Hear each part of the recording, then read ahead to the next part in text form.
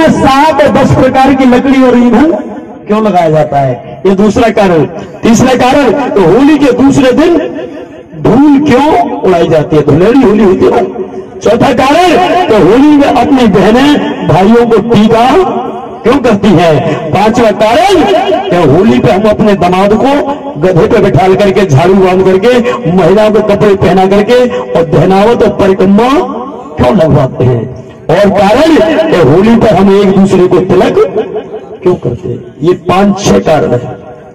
अब सुनो, होली है क्या?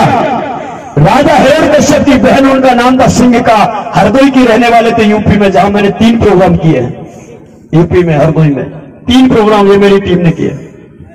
3 वही के राजा हिरण्यकश्यप थे। हिरण्यकश्यप राजा हमारे वंश के थे, हमारे आपके वंश के थे। हिरण्यकश्यप की पत्नी का नाम कयाधु और उनकी एक बहन थी, उनका नाम था सिंह का।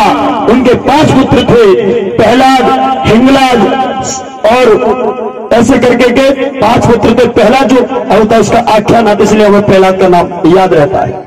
तो पहला जो था वो 7 लड़कों के चक्कर में पड़ गया। वो दरिंदे थे, बदमाश थे। वो कौन सी कौम के लड़के हो सकते हैं, वो कौन सी जाति के लड़के हो सकते हैं, मुझे कहने की आवश्यकता नहीं, आप सब समझदार हैं।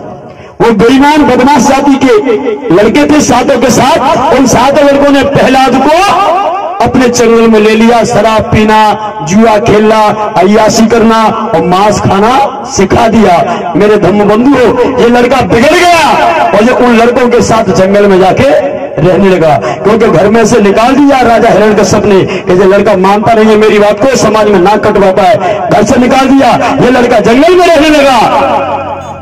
बात यहां से शुरू होती है। कल पूर्णमासी थी, पूर्णमासी, और हिरण्यकश्यप भगवान बुद्ध को मानने वाले थे, इसलिए सिंह का की शादी बुद्ध धर्म से ही होने वाली थी। पूर्णिमा के दिन वो दूल्हा आने वाला था, दूल्हा का नाम था विप्रचिति। ये जी बैठ जा, ओ बहना,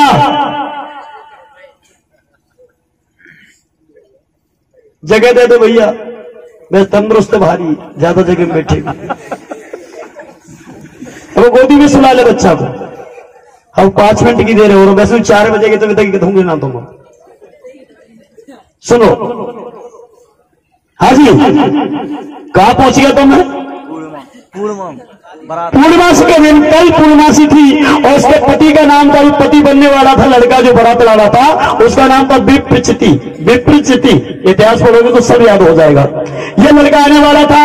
इस लड़की ने क्या किया कि भतीजे को निकाल दिया उसके भैया हिरण्यकश्यप ने। तो भुआ और भतीजे का बहुत गाढ़ा प्रेम होता है, इसलिए सोचा कि कल में शादी हो जाएगी मेरी और मैं चली जाऊंगी, फिर मेरे बाद मेरे भतीजे को कोई खाना खिलाने वाला नहीं है, तो चलो आज आखिरी बार अपने भतीजे को भोजन खिला देते हैं। जब भुआ एक थाली उठा करके भोजन रख करके और कुछ पैसे लेकर के चलिए जंगल की तरफ, और मेरे धम्म बंधु, वहां उस लड़के ने इतनी शराब पी रखी थी प्रहलाद ने कि शराब के नशे में वो धुत हो गया था। और जैसे ही सिंह का पहुंची है, नहा धोकर के सफेद कपड़े पहन करके, हाथ में एक थाली में भोजन है, और जाकर के अपने प्रहलाद भैया से कहा, भतीजे से, बेटा ए भतीजे ले भोजन कर ले।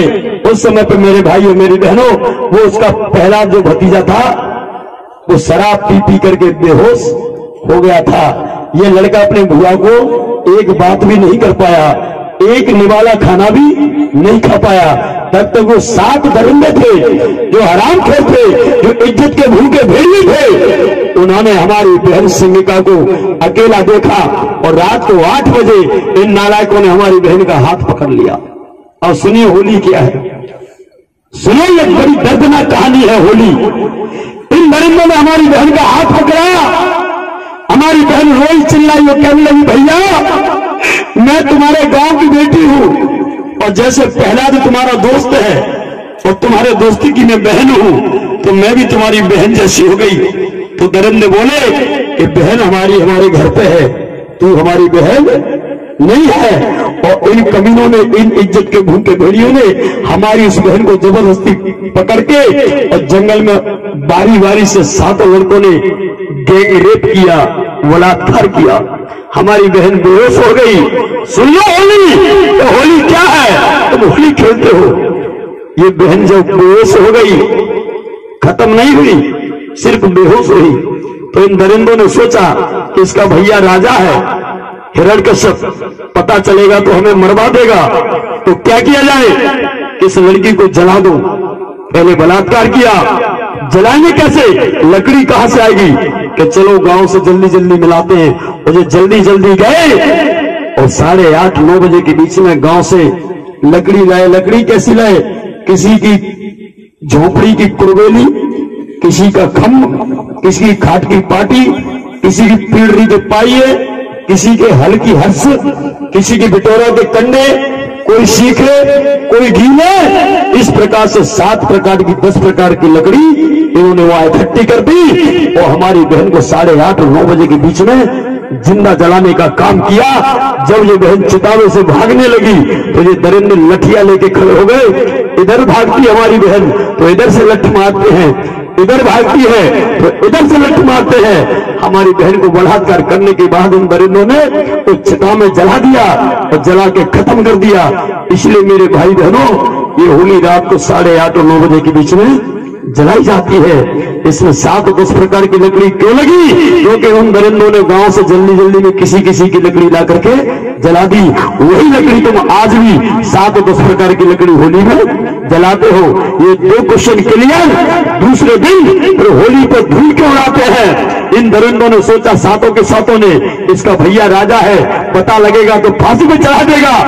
इन कमीनों ने सुबह 5 और 6 बजे जाकर के हमारी बहन की जो राख ठंडी हो गई तो उस राख को लेकर के आसमान में फेंक दिया, इधर फेंक दिया, उधर फेंक दिया, चारों तरफ फेंक दिया और उसको हमारे तुम्हें सिखा दिया कि ये होली का दूसरा दिन है, इसको धुलेड़ी होली बना दिया। धूल फेंक रहे हो, आज हम लोग धूल फेंक रहे हैं। ये धूल नहीं है, ये हमारी उसी बेचारी अबला बहन जो थी उसको जला दिया था, उसी की राख, उसकी चिता की राख फेंकते हम लोग। हमें शर्म आना चाहिए। ये तीसरा कॉन्सेप्ट क्लियर हुआ। और फिर बहनों ने, उन दरिंदों की बहनों ने अपने भाइयों को टीका किया माथे पर कि आओ भैया आओ, तुमने हमारे दुश्मन को खत्म कर दिया है। वो इस शहर में सबसे ज्यादा सुंदर थी, वो हम उससे सुंदर नहीं थे, वो हमारी दुश्मन थी, तुमने खत्म कर दिया, तुम जीत के आए हो, ला हम तुम्हें टीका करते हैं। उन दरिंदों को उनकी बहनों ने टीका किया। किनको टीका किया, भाइयों को टीका नहीं किया, बलात्कारियों को टीका किया। तो मेरी बहनों, आज होली पे जो मेरी बहन अपने भाइयों को टीका करती है, उस दिन समझ लो कि तुम अपने भाइयों को टीका नहीं करती हो, तुम उन्हीं बलात्कारियों को टीका करते जो बलात्कारी के रूप में आज आप लोग सामने खड़े हो जाते हैं। ये टीका हमारे लिए टीका नहीं, ये कलंक का टीका है, इसे भी हमें बंद करना पड़ेगा। और फिर राजा हिरण्यकश्यप को पता चला, इधर वो लड़का आ गया, कौन, बारात लेकर के दूसरे दिन उसने देखा, उसने सुना कि मेरी होने वाली पत्नी को 7 दरिंदों ने बलात्कार करके जला दिया। तो वो बेचारा पागल हो गया अपनी पत्नी की याद में। वो घोड़ा पे बैठा था, घोड़ा से नीचे उतर गया, अपने मुकुट को फेंक दिया, अपने राजसी कपड़े फाड़ के फेंक दिए, महिलाओं को उल्टे सीधे कपड़े पहन लिए और झाड़ू उठा करके अपने सर पे बांध लिया और घोड़ा से उतर के गधे पे बैठ गया, अपने चेहरे को काला कर लिया और पूरे गांव में घूमता है और कहता है कि मैं इस गांव का दामाद हूं, मैं इस गांव का जीजा हूं, मेरी तुम दुल्हन हो, मेरी तुम सालिया हो। ये वो लड़का है जिसे आज लोग आप अपने दामाद को काला मुंह करके गधे पे बैठा के गांव में घुमाती हो। ये कोई और नहीं, ये वही सिंहता का पति है जो बेचारा पागल हो गया था, लेकिन बिना इतिहास के हम लोग वो काम कर रहे हैं जिसकी हमें जानकारी नहीं है। और ये टीका कहां से चला होली मिलन समारोह का, जब राणा हिरण्यकश्यप को पता चला कि इन दरिंदों ने मेरी बहन का बलात्कार किया है, मारा है, तो राजा हिरण्यकश्यप ने सातों के सातों दरिंदों को बुलाया और अपनी कचहरी में बुला करके ये टीका कैसे निकला, उनके माथे पे लिखा 3 अक्षर लिखे। क्या लिखा माथे पे, राजा हिरण्यकश्यप ने उनके माथे पे तलवार से काट काट के उनकी खाल को काट काट के लिखा, चमड़ी को काट काट के लिखा। क्या लिखा, अबीर। क्या लिखा, अबीर। अमाने नहीं, वीर माने बहादुर। तुम लोग बहादुर नहीं हो, तुम लोग कायर हो, तुमने तुमने एक अबला व्यक्ति, एक अबला नारी को बलात्कार करके जला दिया है, इसलिए तुमने बहादुरिता का काम नहीं किया है, तुमने कायरता का काम किया है। मेरे धर्म बंधुओं, कुछ लोग तो लिखावट में लिख गए और कुछ लिखते लिखते मर गए। राजा हिरण्यकश्यप में पीढ़ी निकल गई। राजा हिरण्यकश्यप को भी विष्णु ने नाखून पहन करके, और कहते हैं कि नरसिंह अवतार नहीं, इसलिए धोखे से हमारे राजा हिरण्यकश्यप का सीना फाड़ दिया था लोहे के नाखून पहन करके। ये हथियार आते आज भी चल रहे वो हथियार।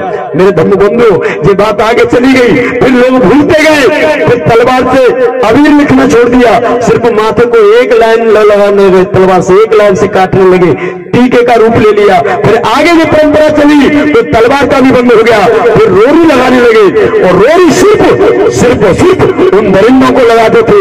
लेकिन इन नरेंद्रों ने सोचा कि ये रोरी, ये तिलक अगर हमें ही लगा रहा तो आगे वाली पीढ़ी ये जवाब करेगी, सवाल करेगी कि होली पर सिर्फ एक ही जाति को रोरी क्यों लगाई जाती है। तो इन लोगों ने क्या किया, उसका पता ना चले तो इन लोगों ने फिर सभी जातियों में के माथे पे तिलक लगाना शुरू कर दिया। और इसका अर्थ क्या निकलता है कि मैं भी बलात्कारी और तू भी बलात्कारी।